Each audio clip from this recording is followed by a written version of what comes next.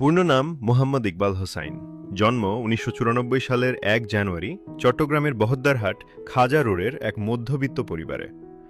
পরিবারে ২ ভাই ও ২ বোনের মাঝে সবার বড় হওয়ায় ছোট বয়স থেকেই দায়িত্ব কাঁধে নিতে হয়েছে।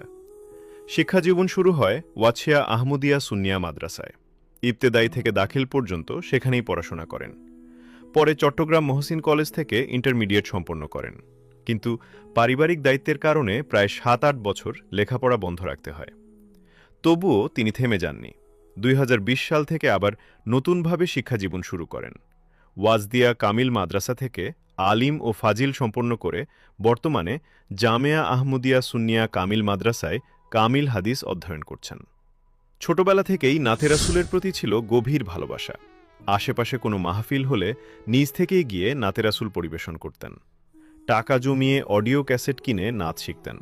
তখন মনে প্রশ্ন জাগত, শায়েররা এত সুন্দর গজল কিভাবে লিখেন? আর আজ সেই তিনি অসংখ্য জনপ্রিয় গজলের রচয়িতা।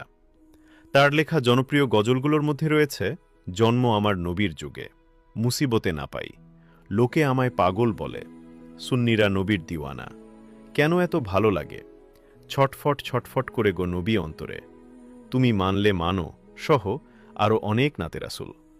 শুধু নাত নয়, মায়ের গজল, মুর্শিদি ও মুনকাবাতেও পেয়েছেন ব্যাপক জনপ্রিয়তা। তিনি বলেন, জীবনে যত সম্মান পেয়েছেন সবই নাতে রাসূলের বদৌলতে। কখনো মানুষের বাহবা পাওয়ার জন্য লিখেননি, বরং আল্লাহ ও তার রাসূলকে খুশি করাই ছিল একমাত্র উদ্দেশ্য। কেউ যদি তার লেখা শুনে ভালোবাসায় চোখের পানি ফেলে, সেটাকেই তিনি জীবনের সবচেয়ে বড় অর্জন মনে করেন। তার জীবনের শেষ ইচ্ছা, নাতে রাসূল লিখতে ও গাইতে গাইতে যেন মৃত্যু আসে, আর মৃত্যুর আগে যেন একবার রাসূলে পাক সাল্লাল্লাহু আলাইহি ওয়াসাল্লামের রওজা মুবারকের জিয়ারতের সৌভাগ্য লাভ করতে পারেন।